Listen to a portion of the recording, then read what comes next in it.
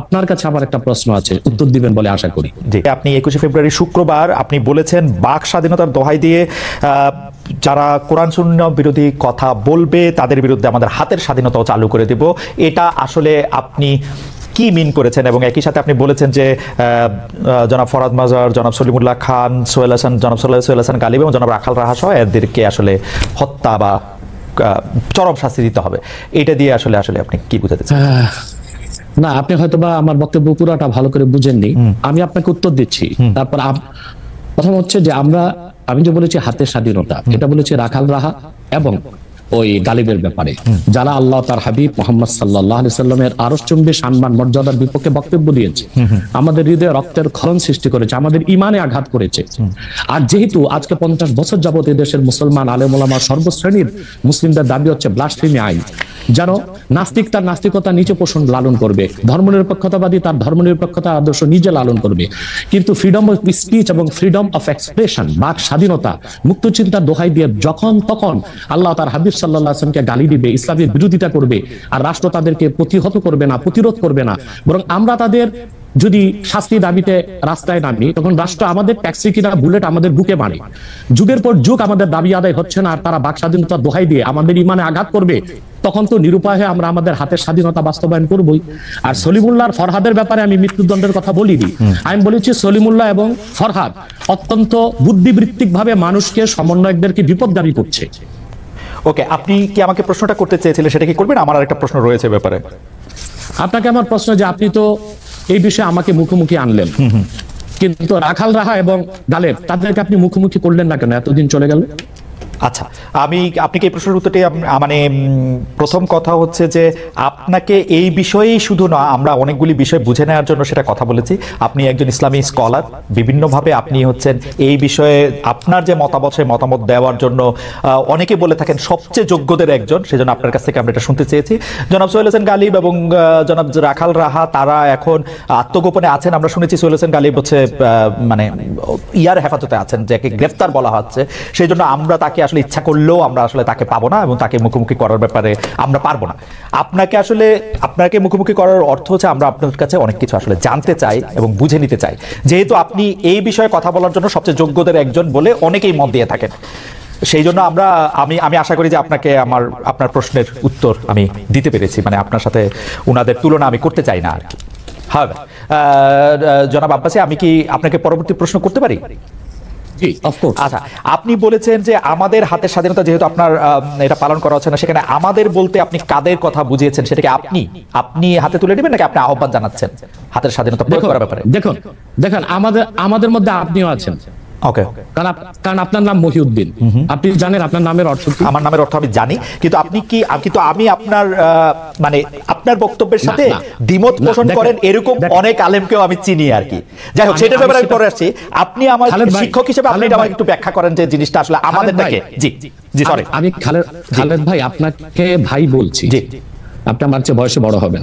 দ্বিতীয় কথা হচ্ছে, উত্তরটা শুধু আপনাকে দিচ্ছি না, আপনার মাধ্যমে অনেককেই দিচ্ছি। আল্লাহ তাআলা পৃথিবীর মানুষকে 3টা শ্রেণীতে ভাগ করেছেন, মুমিনুন, কাফিরুন, মুনাফিকুন। এই জন্য 3 নামে কোরআন কারীমে সূরাও এসেছে। মুমিনের নামে সূরা আল মুমিনুন, কাফিরের নামে সূরা কাফিরুন, মুনাফিকের নামে মুনাফিকুন। তার মানে বিশ্বাসী অবিশ্বাসী বর্ণচোরা। যারাই মুমিনুন বা বিশ্বাসী, আপনি যদি সেই বিশ্বাসীদের একজন হন, তবে হাতের স্বাধীনতাকে আপনিও সমর্থন করবেন। আমি আপনাকেও আমার মধ্যে রাখলাম। আমি আপনার হাতের স্বাধীনতাকে আমি আসলে এখন পর্যন্ত সমর্থন করতে পারতেছি না, এইটা আমি বুঝতে চাইছি। কারণ হচ্ছে যে অনেক এটা আপনি আমাকে বলেন, সেই আপনি কিনা, মানে আমাকে না রেখে আপনি আপনাকে বলেন যে এই হাতের স্বাধীনতা আপনার কিনা। এবং পাশাপাশি আমার প্রশ্ন, বাংলাদেশে এই রকম ফতোয়া দেওয়ার আর কার অধিকার রয়েছে, বা আপনি ছাড়া আর কে এরকম বলতে পারেন? দেখুন, সেটাই বলছি। আমি আমার থেকে আপনাকে দূরে সরাতে চাই না, কারণ আপনি মহিউদ্দিন মানে যে দিনকে জিন্দা করে, ধর্মের পুনরুদ্ধার, সংস্কার। হ্যাঁ, পুনরুদ্ধার না, দিন তো পরিপূর্ণ হয়ে গেছে 1000 বছর আগে। অর্থাৎ ধর্মের পক্ষে যে কাজ করে, দিনের মৌলিক বিধানগুলোকে বাস্তবায়নে যে সচেষ্ট, সেজন্য আপনি আমার মধ্যে যদি আপনার নাম আর আপনার কাজে ভিন্ন হয়, তাহলে আপনি কিন্তু দুঃখ নিবেন না, মুনাফিক বা বর্ণচোরাদের অন্তর্ভুক্ত হন। যেহেতু আপনি মহিউদ্দিন এবং আপনি একজন মুসলিম পরিচয় দিচ্ছেন, এটা সকল মুসলিমদের পক্ষ থেকে আমার ফতোয়া। কেন সেটা আমি ব্যাখ্যা করে দিচ্ছি। রাষ্ট্রের কাজ কি? শুধু অন্য ধর্মের মানুষের অধিকারকে রক্ষা করা? বাংলাদেশ একটি গণতান্ত্রিক রাষ্ট্র। গণতন্ত্রের মূল কনসেপ্ট হচ্ছে decision of much people will be granted. এই দেশে সকল মুসলমানই মুরতাদের শাস্তি মৃত্যুদণ্ড চায়। একটা ক্ষেত্রে আমাদের আলেম ওলামাদের মধ্যে কিছু মতভেদ আছে, সেটা হচ্ছে যে মুরতাদকে তওবা করার সুযোগ দেওয়া হবে কিনা। কিন্তু 4 মাযহাবে 3 মাযহাবের মতে মুরতাদদেরকে তওবার সুযোগ দেওয়া হবে, 4 মাযহাব মতে। কিন্তু মুরতাদদের মধ্যে যারা শাতেম, তাদের বিষয়টা ভিন্ন। শাতেম হচ্ছে আল্লাহ ও তার হাবিবকে যারা গালি দেয়, তারা শাতেম। তাদের ক্ষেত্রে শাফি, মালিকি, হাম্বলি 3 মাযহাব এবং হানাফি পূর্ববর্তী নয় পরবর্তী ফকিহদের মতে যে তাদের তওবা কবুল করা হবে না এবং তাদের মৃত্যুদণ্ড কার্যকর করা হবে। কার্যকর করবে কে? একটা শরিয়া রাষ্ট্র। যেহেতু বাংলাদেশ একটি শরিয়া রাষ্ট্র নয় এবং এখানে মুসলমানদের মৌলিক কোন অধিকারই রক্ষা করা হচ্ছে না। দেখুন, আপনি দাউদ হায়দার এদেশে সে শাতেম ছিল, আল্লাহ তার হাবিব সাল্লাল্লাহু আলাইহি ওয়াসাল্লামের শানে গালি দিয়েছিল। তখন এদেশের তখন যে সরকার ছিল, তারা তাকে জামায়াতরে বিদেশ পাঠিয়ে দিয়েছে। একই অবস্থা তাসলিমা নাসরিন যখন প্রচুর বই লিখেছে এবং আল্লাহ তার হাবিবকে গালি দিয়েছে, আম্মা জান আয়েশা রাদিয়াল্লাহু তাআলা আনহার চরিত্র নিয়ে কথা বলেছে, তখন তৎকালীন সরকার তাকে সম্পূর্ণ নিরাপত্তা দিয়ে, তার সিকিউরিটি থ্রেট যেন না থাকে, তাকে বিদেশ পাঠিয়ে দিয়েছে। আর তখন আন্দোলন করে প্রচুর লোক বাংলাদেশে শহীদ হয়েছিল। এরপরে আপনারা দেখেছেন যে 13 সালে যখন শাহবাগ চত্বর হলো, শাহবাগ চত্বরটা কেন হয়েছিল? সেটা কি হয়েছিল ইসলামকে আঘাত করার জন্য, না যুদ্ধাপরাধীদের শাস্তি দাবিতে? কিন্তু যুদ্ধাপরাধীদের শাস্তির দাবিতে যে ব্লগাররা যা খুশি তা করলো, আল্লাহ তার হাবিব সাল্লাল্লাহু আলাইহি ওয়াসাল্লামকে গালি দিল, ইসলামকে আঘাত করলো, তখন যে সরকার ছিল তাদেরকে সুতি প্রতিরোধ করতে পারত। তারই ধারাবাহিকতায় 2013 সালের 5ই মে শাপলা চত্বরে আমরা আন্দোলনে নামলাম। সবাই ছিল সহনশীল, শিথিল পন্থা একটা আন্দোলন হয়েছিল। কিন্তু কি যে জেনোসাইড বা গণহত্যাটা করা হয়েছে, আমি তো উপস্থিত ছিলাম সেখানে, আমি তো প্রত্যক্ষ সাক্ষী। তো এভাবে আমাদের ট্যাক্সে, আমাদের ভ্যাটে অধিক সংখ্যক জনগণের ম্যান্ডেট নিয়ে স্যার আপনি কিন্তু আমার প্রশ্নটা আমি জানি না, মানে আমি আপনার প্রশ্নটা বুঝাইতে পারছি কিনা? দিচ্ছি, বুঝাইতে পারছি। জি স্যার, বলেন। শাতেমদেরকে সরকার পৃষ্ঠপোষকতা দিবে, কোনো শাস্তি নির্ধারণ করবে না, তখন তো আমরা আমাদের আইনকে হাতে তুলে নিতেই হবে, আমাদের তো আর করার কিছু থাকে না। স্যার, এই আইনকে যে হাতে তুলে নেবেন, এই জনটা কি আপনি কোন বিচার কি তার বিচার করবেন? কারণ আমরা ইসলামিক স্কলারদের কাছেই শুনছি যে তার বিচারকরা তার বিচার করবেন, বিচার করার পরে তার এটার মধ্যে এটা হবে। কিন্তু আপনি বলছেন আইন আপনি হাতে তুলে নেবেন, সেইটা মানে আমি প্রশ্নটা কি করে করব ডক্টর আব্বাস, আমি জানি না, মানে এইটার জন্য আপনি যে ফিটেস্ট লোক এটা আপনি কিভাবে জানেন, মানে এবং আর কে আসেন এরকম? দেখুন, তার প্রথম জবাব হচ্ছে উত্তর গেটে আপনি দেখেছিলেন আমি একা ছিলাম না, উত্তর গেটে জনসমুদ্র হয়ে গিয়েছিল এবং সেখানে হেফাজতের শীর্ষ নেতা মীর ইদ্রিস নদভী সাহেব ছিলেন, অসংখ্য আলেম ওলামা ছিল। আমার ফতোয়াটা তারা সবাই সমর্থন করেছে, অতএব এই ফতোয়া আমি একা নই। আপনি যে স্কলারদের কথা বলছেন, আদৌ কি তারা স্কলার কিনা এবং জনগণের আস্থা আছে কিনা সেটা একটা দেখার বিষয়।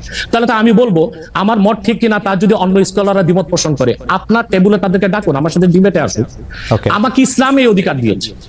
আপনি তো এর আগে অনেক মানে আমরা কোথায় কনফিউজ হই স্যার, আমরা যারা আপনার মতো এত এই মানের আলেম না, কিন্তু অন্য আলেমদের মুখে আমরা যখন শুনি যে এটা আসলে বিচার করতে হবে, কেউ আসলে ফতোয়া দিতে পারে, কেউ দিতে পারে না, এবং আপনি যখন আরেকজন ইসলামিক ক্লেরিক, আমরা নাম বলতে পারি ডক্টর মিজানুর রহমান আজহারি, তাকে নিয়েও বলেন যে তিনি কাফের, তাকে আসলে দেশ ছেড়ে চলে যেতে হবে, তখন আমরা একটু কনফিউজ হয়ে যাই। বলছি জি না, কনফিউজ হবেন কেন?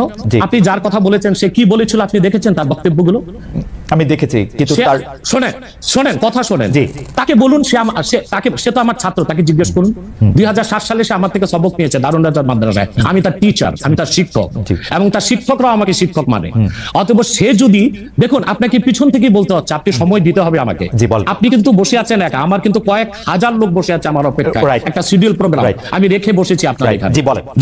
যেহেতু আপনার মাধ্যমে আমার মেসেজটা আমি অনেকের কাছে পৌঁছাতে পারবো। আপনি যে ব্যক্তির নাম দিয়েছেন, তাকে আপনি কি দিয়ে তাকে স্কলার বলবেন? লক্ষ লক্ষ লোক হলে স্কলার হয়? এটা কোনো কথা নয়। দ্বিতীয় কথা হচ্ছে সে মুফতি নয়, ফতুয়া দেবার অধিকার রাখে মুফতি। স্কলার হওয়া এক জিনিস, ওয়াইজ হওয়া এক জিনিস, মুফতি হওয়া আরেক জিনিস। মানে আমার কথা হচ্ছে আমি কি গ্র্যান্ড মুফতি বাংলাদেশে, তা আমি বলছি না, এটা বলার অথরিটি আমার নেই, কিন্তু আমার ফতুয়াতে কলম বসাবার মতো 10টা মুফতি আপনি বের করে দেন। এখন অন্য মুফতিরা বলছে না কেন, সেটা একটা সাহসিকতার বিষয় আছে, সেটা আরো কোনো তাদের প্রতিবন্ধকতা থাকতে পারে। যেমন আপনি দেখেছেন আওয়ামী শাসনের সময় দেশের অনেক বড় বড় আলেম শেখ হাসিনার দালালি করেছে, তো তারা কি এমন কোন ফতোয়া দিবে যে সরকার বেকায়দায় পড়ে? এখন অনেক আলেম আছে যেটা বর্তমান সরকারের নির্লজ্জ সমর্থন করে যাচ্ছে, কিন্তু